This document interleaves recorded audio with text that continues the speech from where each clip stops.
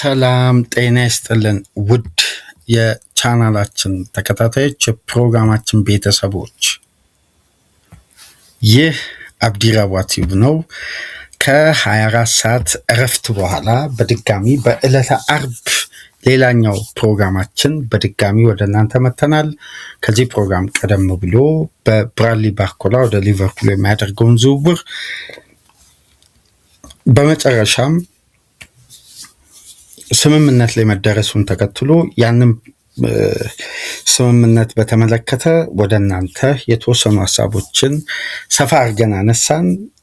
በሌላኛው ፕሮግራማችን እንግዲህ ትኩረት የምናደርገው በቀሪ የዝውውር መስኮት በቀሪ ቀናት እንግዲህ ምናልባት ሊፈጸሙ ከሚችሉ የዝውውር ክንውኖች መካከል አዲስ እድል የተፈጠረው እንግዲህ ለሚካኤል አርቴታ አርሴናል የሁሊያን አልቫሬዝ ጉዳይን የተመለከተውን ዝርዝር ጉዳይ ባለፉት 48 ሰዓታት ቢያንስ በትንሹ ከ9 ወይ 10 በላይ መረጃዎች ወጥተዋል። ባለፉት 48 ሰዓታት ከሁሊያን አልቫሬዝ ጋር በተመለከተ አንድ ተጫዋች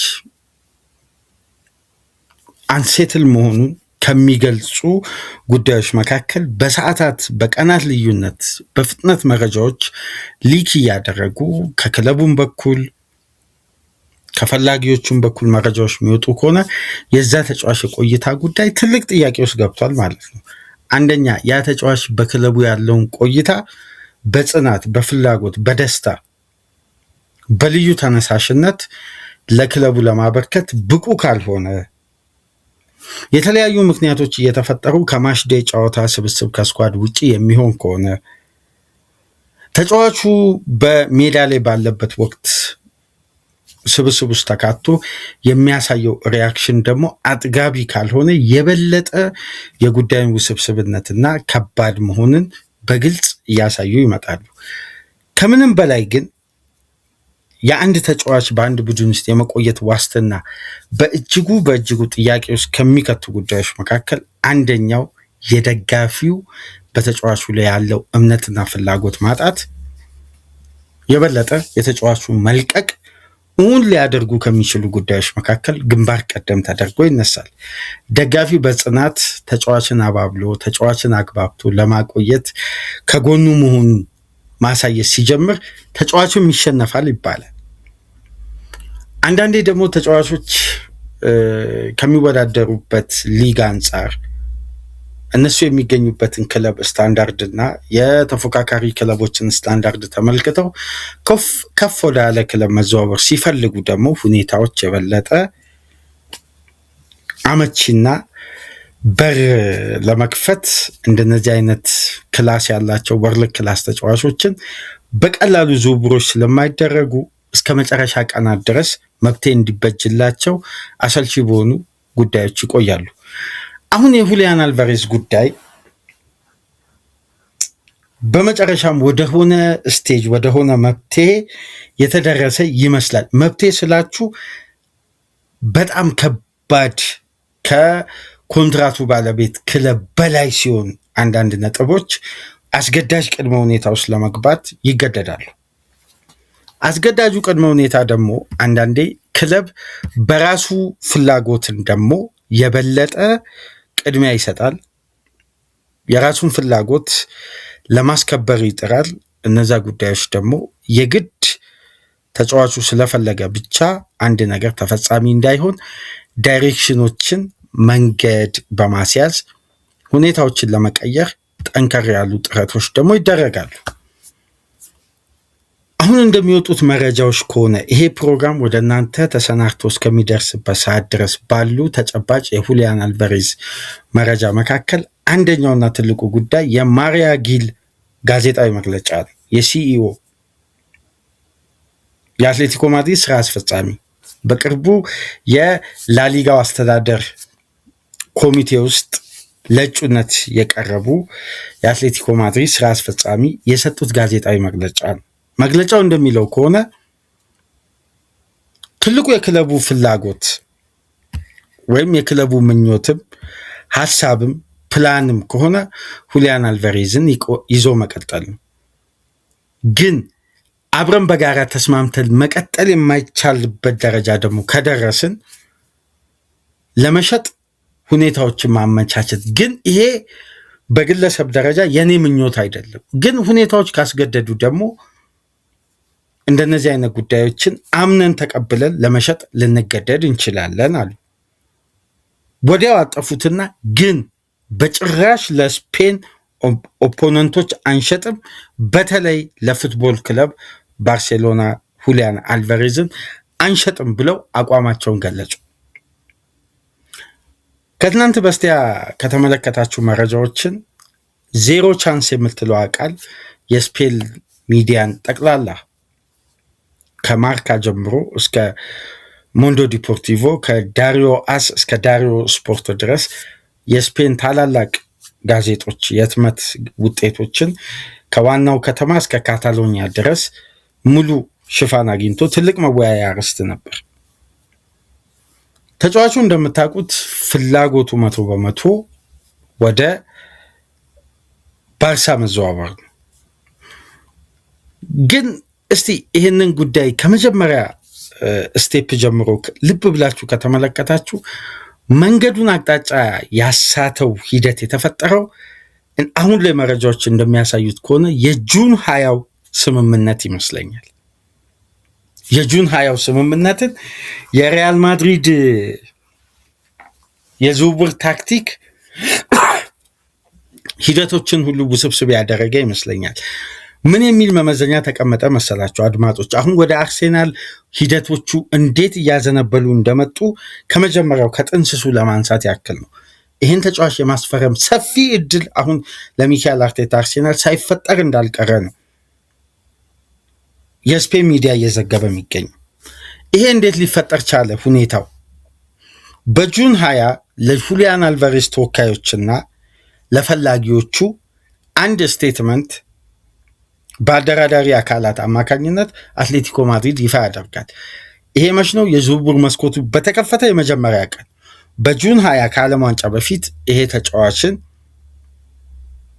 ማስፈረም የሚፈልግ ክለብ በእነዚህ ቀናት ውስጥ ይሄን ያክል ክፍያ ያቅርብ። ከዛም በኋላ ግን ላለው ጉዳይ የክለቡን ፍላጎት በማስከበር ላይ የተመሰረተ ነው የሚል ማሳወቂያ አስቀምጠው ለአደራዳሪ አካላትና ለፈላጊ ክለቦች ይፋ አደረጉ። በዛም ወቅት እንግዲህ ባርሳ አልመጣ፣ ባርሳ ጥያቄ አላቀረቡ። እንደተባለው ከሆነ ሪሊስ ክሎዙን ኤክስፓየርድ የምታደርግ በሚስጥር የተያዘ 128 ሚሊዮን ዩሮ 105 ሚሊዮን ፓውንድ አክቲቭ አድርገው ጠበቁ። የሚገዛ ክለብ ሲጠፋ ሪሊስ ክሎዙን በቀጥታ ወደ 500 ሚሊዮን ዩሮ ከፍ አድርገው ዘጉት ቦክሱን።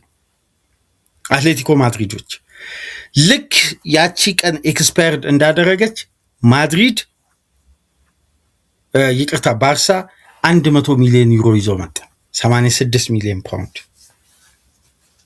ይሄ የክለቡን ዲግኒቲ ላይ የክለቡ ሁሉና ላይ ከፍተኛ መሳለቅ ነው በሚል አትሌቲኮ ማድሪዶች ያንን አክቲቭ ያደረግንበትን ቀን መተው መደራደር የሚችሉት ባርሳዎች እንዲህ አይነት ንቀት ለክለባችን አሳይቷል። ስለዚህ በጭራሽ ለባርሳ አንሸጥም የምትለው አቋም የጸናው ከዛች ኤክስፓየር ዴት ከተቀመጠላት ቅድመ ስምምነት መነሻ በማድረግ ነው። በነገራችን ላይ በዛን ቀን መጥቶ ባርሳ ማስፈረም ይችላል። ግን ማድሪድ በዚህ መሃል ከባዱን ጨዋታ ነው የተጫወተው። ለተጫዋቹ ሬጂስተር ያደረጉት የክፍያ አይነት የባርሳን ፋይናንሻል አቅም በእጅጉ ፈተና ውስጥ የሚከት 150 ሚሊዮን ዩሮ ሬጂስተር አደረጉ። ማድሪድ በአንገብጋቢ ሁኔታ ሁሊያን አልቫሬዝን ፈልጎ አይደለም፣ እንደማያስፈልገውም ያውቃሉ። ባርሳም ያውቃል፣ አትሌቲኮ ማድሪድም ያውቃል፣ ማድሪድም ያውቃል። ፋይናንሻል የባርሳን ኢፈርት ለማዳከም ማድሪድ ማለት ባርሳል እንዳይጠናከር ባጭሩ የፍሎሬንቲኖ ፔሬዝ የምርጫ ቅስቀሳቸውን ፕሮፓጋንዳ በአስተማማኝ የማይንድ ጌም የዋጋውን ከፍታ በላቀ ደረጃ አስቀመጡ። አትሌቲኮ ማድሪድም ሪጀክት እንደሚያደርግ ማድሪድ ያውቃል፣ ባርሳም ያውቃል። ግን የዋጋውን ክፍያ አይነት በጣም አጋነው አስቀመጡና ማድሪዶች ጠየቁ። በፍጥነት ውድቅ ተደረገ። በዛን ሰሞን የተነሳውን ውዝግብና አለመግባባትን ታስታውሳላችሁ። ባርሳ ለመደራደር የተቀመጠለትን ቀነ ገደብ ጥሶ በሌላ ወቅት የመጣው በየትኛው ሞመንት በመጣ ይህን ተጫዋች እንደሚያገኝ እርግጠኛ ሆኖ የእኛን ስርዓት ከመከተል ብሎ ስለዚህ ለባርሳ የሚባል ክለብ በጭራሽ ሁሊያን አልቫሬዝን አንሸጥም አሉ። እስከ ዛሬዋ ቀን ድረስ ጽናታቸው ይሄ ነው። የሚቀየርም ደግሞ አይመስልም። ምክንያቱም ከስፔን ክለቦች ጋር ለመደራደር የሚያስፈልገውን ቅድመ ሁኔታ ሪጂስተር የሚደረግበትን ትራንስፈር ቦክስ ዘግተውታል። ባይሆን አንድ ጉዳይ አርሴናል ብለው ባይገልጹም የክለቡ ዋና ሲኢኦ አንድ ጉዳይ አንስተው አለፉ። ከባርሳ ውጭ ላሉ ክለቦች ለመደራደር በራችንን ክፍት ለማድረግ እንገደዳለን አሉ። በቀጥታ ስም አልጠቀሱም እንጂ አርሴናል ነው የሚሉት። አሁን ደግሞ የእንግሊዝ ሚዲያ ምን እያለ ነው የሚገኘው? አትሌቲኮ ማድሪድ አርሴናል ያቀረበውን የክፍያ ስርዓት ለመቀበል ዝግጁ ናቸው። ሁሊያን አልቫሬዝ በሩን ከፍቶ በትክክልም ከአርሴናል ጋር ለመደራደር የተስማማ ሰዓት ከየትኛውም ዝውውር የበለጠ በፍጥነት ይጠናቀቃል። ምክንያቱም የአትሌቲኮ ማድሪድ እና የአርሴናል ድርድር በለንደን የነበረው መቋጫ ተበጅቶለት በትክክልም የዋጋው ሁኔታ ግልጽ ባይሆንም ግን ከ116 ሚሊዮን ፓውንድ በላይ እንደሆነ ተገልጾ ሁለቱ ክለቦች የጋራ ስምምነታቸውን አውቀዋል። ስለዚህ የመጨረሻ ሳምንታት ላይ የመጨረሻ ቀጣይ ሳምንት ማክሰኞ ላይ የሚፈጠር አዲስ የድርድር ተአምር አይኖርም። ሁሊያን አልቫሬዝ እሺ ዝግጁ ነኝ ወደ አርሴናል ለመዘዋወር ካለ አርሴናል ያስቀመጠው ጠረጴዛ ላይ የተጫዋቹ የውል ማፍረሻ ክፍያ አለ። ያንን አክሴፕት አድርጎ ዝውውሩ 24 ሰዓት ባልሞላ ጊዜ ውስጥ ይጠናቀቃል ማለት ነው። አሁን ላይ ያለው እውነታ ይሄ ነው። ይሄ እድል አርሴናል መከፈቱን ደግሞ የበለጠ ሂደቱን ከሚያመቻቹ ጉዳዮች መካከል አርሴናል የዝውውሩን ገንዘብ በተለያዩ ፎርሞችን ያስቀመጠው። ሁለቱም ስትራቴጂ ለአትሌቲኮ ማድሪድ አዋጭ የሆኑ መንገድ መጠቀምና መቀበል የአትሌቲኮ ማድሪድ የምርጫ ጉዳይ ነው። አንደኛው ሂደት ቪክተር ዮኬሬስን፣ ጋብሪኤል ጄሱስን ያካተተው ገንዘብን ጨምሮ ያቀረቡት የውል ማፍረሻ ክፍያ ነው። ሁለቱም ተጫዋቾች ላይ ገንዘብ ልብ በሉ። ጋብሪኤል ጄሱስ ሽያጭ ነው። ቪክተር ዮኬሬስ ሽያጭም ተካቷል፣ ውሰትም ተካቷል። ይሄ የስፔን ሚዲያ ያነሳው ነው፣ የኛ መረጃ አይደለም። ገብታችሁ ዳሪዮ ስፖርት መመልከት ትችላላችሁ፣ የካታሎኒያውን ጋዜጣ ወይም ሚዲያው ላይ የወጣውን ኦፊሻል ስቴትመንቶችን። ሁለተኛው ቅድም እንደገለጽኩላችሁ ከ116 ሚሊዮን ፓውንድ በላይ አዶንስን ያካተተ ግልጽ ያልሆነ ግን ከፍተኛ ወደ 120 ሚሊዮን ፓውንድ እና ከዛ በላይ የሆነውን ክፍያ። ስለዚህ አርሴናል እነዚህን ሁሉ ኦፕሽኖችን ጠረጴዛ ላይ አስቀምጦ ኦፊሻሊ ሬጂስተር ያላደረገበት ግን አንድ ምክንያት አለ።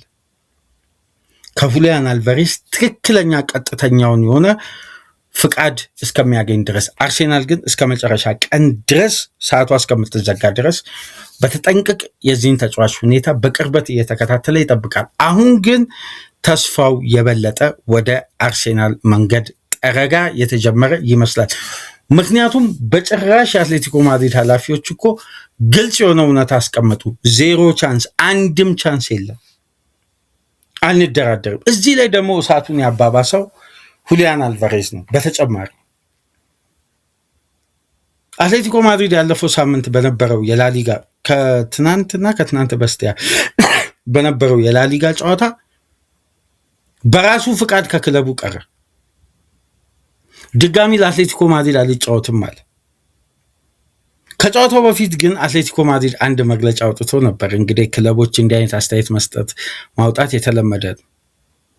መጠነኛ የሆድ ህመም ስላጋጠመው ለቅድመ ጥንቃቄ ሲባል ከስብስብ ውጭ ሆኗል ሲል በቀጥታ ሁዋን ፊሊክስ ዲያዝ የሚባለው የዳሪዮ አስ ጋዜጣ መጣና ይሄ የዝውውር የሻሽ ክለቦች አጭበርባሪነትን ተውት፣ አልቫሬዝ በቀጥታ በድጋሚ በአትሌቲኮ ማድሪድ መለያ መጫወት ስለማይፈልግ ያደረገው የራሱ ውሳኔ ነው። ስለዚህ ተጫዋቹ በጣም ወደ ባርሳ ለመዘዋወር ፍላጎቱ ከጊዜ ወደ ጊዜ እየጨመረ መጥቶ እንግዲህ በስተመጨረሻም ይሄ ተጫዋች የፍላጎቱን የማግኘት ጉዳይ እንግዲህ አሁን ላይ ዜሮም ከዜሮ በታች እንደሆነ ነው የኮንትራቱ ባለቤት ክለብ ከባርሳ ጋር የምንደራደርበት ምንም አይነት ቅድመ ሁኔታ ድርድር ላይ ሊያስቀምጠን የሚችል እውነታ ስለሌለ የበለጠ ተጫዋቹን ለመሸጥ የምንፈልገው ከስፔን ውጭ ላሉ ከባርሳ ውጭ ላሉ ለተጫዋቹ ፈላጊዎች ናቸው። ከዚህ በፊት ግን የምታስታውሱ ከሆነ ተጫዋቹ ላይ ፍላጎት የነበረው አንዱ ፒኤስጂ ነው። ፒኤስጂ ድጋሚ ዘግይቶ እዚህ ዝውውር ላይ ይገባል ወይ? አብረን በጋራ የምንመለከተው ነው። ከፒኤስጂ ውጭ ደግሞ በተጫዋቹ ላይ ያለውን ጽናት የዝውውር መስኮቱ ከተከፈተበት ጊዜ አንስቶ እያሳየ የተጫዋቹን ሁኔታ በቅርበት እየተከታተለ ከተጫዋቹ ብቻ ግሪን ላይትን እየተጠባበቀ የሚገኘው ደግሞ ብቸኛው ክለብ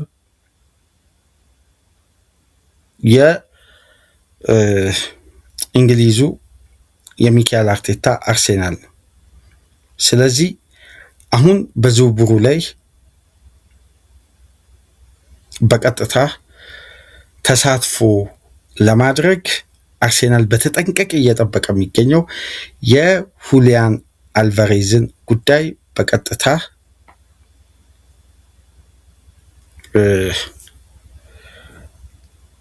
ለማዘዋወር የሚደረገውን ጉዳይ ከተጫዋቹ ቀጥተኛ ፍቃድ እስከሚያገኙ ድረስ አርሴናሎች እየተጠባበቁ ነው። ግን ጠረጴዛ ላይ በእርግጥም አርሴናል ይፋዊ እነሱ የሚፈልጉትን ጉዳዮችን ያሟላ ክራይቴሪያ አስቀምጠዋል።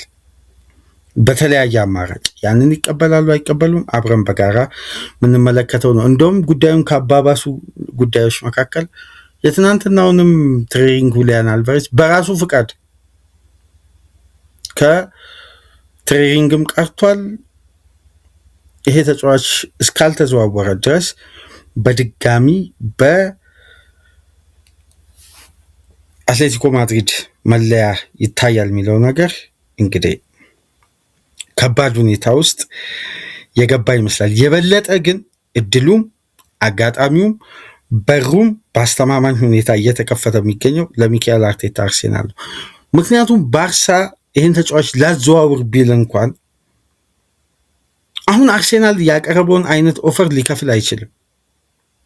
ምክንያቱም የባርሳ ፕላን አሁን 116 ሚሊዮን ዩሮ ወይም 120 ሚሊዮን ዩሮ ነው የመጨረሻ ማክሲመም ክፍያ ለመክፈል የሚፈልጉት። እነሱ የሚፈልጉት 150 ሚሊዮን ዩሮ ነው። አርሴናል ደግሞ የመጨረሻ ተስማሚውን ኦፈር ደግሞ ለአትሌቲኮ ማድሪድ በፍጥነት ለመቀበል የሚያስችለውን ኦፈር ደግሞ አቅርቧል። ይሄ የዝውውር ጉዳይ ግን ይለያል ተብሎ የሚጠበቀው በዛሬው ዕለት አርብ ነው። ምክንያቱም ለምን መሰላችሁ? ቀጣይ ሳምንት ሰኞና ማክሰኞ በዚህኛው ሳምንት ሲካሄዱ የነበሩ ከበስተጀርባ በሚስጥር ተይዘው በአደራዳሪ አካላት ይሁን የዝውውር ሂደት አብዛኛውን ጉዳይ ክለቦች ሲፈጽሙ የቆዩባቸው ጉዳዮች ናቸው። ሰኞና ማክሰኞ ኤክስክሉሲቭ ኒውስ፣ ብሬኪንግ ኒውስ፣ አግሪመንት ምናምን እየተባለ የሚወጣው እንጂ በነዛ ሰዓታት ውስጥ አንድ ድርድር ተከናውኖ ሜዲካሉ ቡክድ ተደርጎ ተጫዋቹ ሜዲካል አድርጎ ዝውውሩ በነዛ ሰዓታት አይጠናቀቅም። ቀደም ተብሎ ሂደቶቹ ይጀመራሉ። ለእግር ኳሱ ቤተሰብና ለደጋፊው ይፋ ይሆናል። አሁን ለምሳሌ ትናንት ምሽት ተመልክታቸዋል። ቼልሲና ሉተን ጨዋታ እያነበራቸው ኤንዞ ፈርናንዴዝ ውጭ ሆነ ማለት ትራንስፈር ፕሮቴክሽን ነው። የሁለቱ ክለቦች ከበስተጀርባ በጣም ጠንካራ ድርድር አለ። ግን አርጀንቲናውያን በየክለቡ አልሰከኑም። በጣም ከፍተኛ ለመረጋጋት ውስጥ ገብቷል። ጁሊያን አልቫሬዝ አትሌቲኮ ማድሪድ ቤት፣ ኤንዞ ፈርናንዴስ ቼልሲ፣ እንግዲህ አለመስከን ይስተዋላል። ግን ሁለቱም ተጫዋቾች ባላቸው ኮንትራት ክለብ ግን ይሄን የውድድር ዓመት እንደማይቀጥሉ ግን እውነት እየሆነ መጥቷል። አርሴናልም ግን አሁን ላይ ባለው ፕሮባቢሊቲ ከተመለከትን ተጫዋቹ በመጨረሻ 48 ሰዓታት ወደ ካታሎኒያው ክለብ የአትሌቲኮ ማድሪድን ፍላጎት የሚያሟላ ክፍያ አይከፍሉም። ስለዚህ በክለብ ከክለብ ጋር በሚያደርገው ድርድር እውነታ ከተመለከትን አርሴናል የማስፈረም እድሉ በጣም በእጅጉ ሰፊ ነው። ሁሊያን አልቫሬዝን አሁን ላይ ግን በዝውውር ምን እንደሚፈጠር አይታወቅም። በመጨረሻም ሁለቱ ክለቦች ሊደራደሩ ይችላል። ይህም መረጃ ግን ወደ እናንተ እስከምናደርስበት ጊዜና ሰዓት ድረስ የአርሴናል ጠንካራ ጥረትና ፍላጎት ቀጥሎ አሁን ተስፋው ለምልሟል። ግን አድማጮች ከሰሞኑን አንድ የኤልቼግኒቶ ሚዲያ ጣቢያ ዘጋቢ ምን ይላል መሰላችሁ? ኤልቼግኒቶ ነው፣ የዋናው ከተማ ሚዲያ ነው። ለየትኛውም ክለብ ወገንተኝነት የለውም ወይም ነጥሎ አይዘግብም። እንደነ ማርካ እንደነ ዳሪዋስ ምናምን አይዘግብም። ግን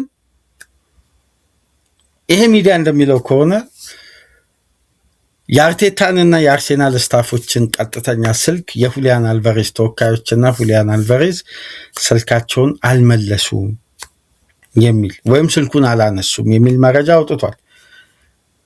ይሄ መረጃ ግን እንዴት ነው እውነት ነው ብላችሁ ትቀበላላችሁ? በግሌ አይመስለኝም።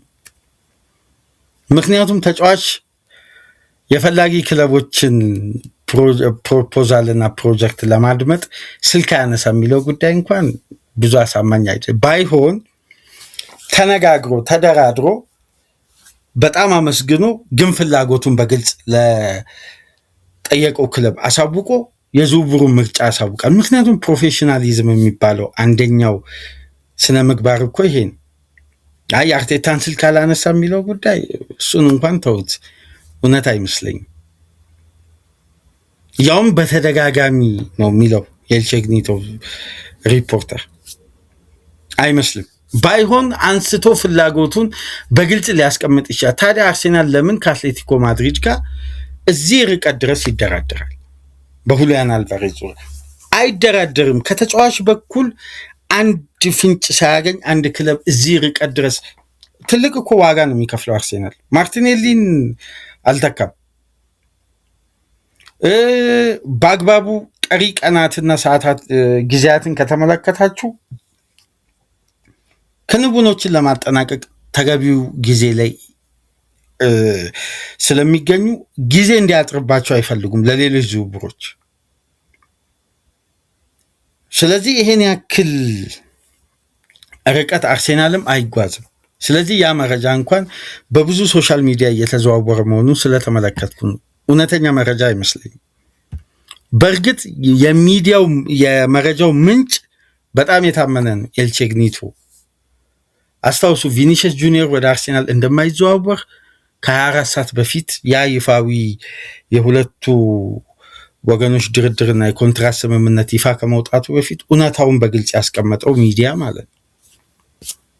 እስቲ ለማንኛውም ሁሊያን አልቫሬዝ ሁኔታ በምን አይነት መልኩ ይጠናቀቃል? ትኩረት የሚስብ ነው። ግን ለአርሴናል ሂደቱ መንገዱ የተመቻቸ ይመስላል።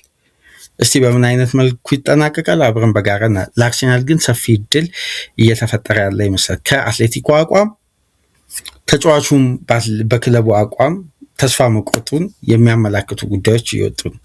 እስቲ አርሴናል መዳረሻው ይሁን፣ አብረን በጋራ እናያለን። ለማንኛውም ላይክ፣ ሼር፣ ሰብስክራይብ አድርጉ።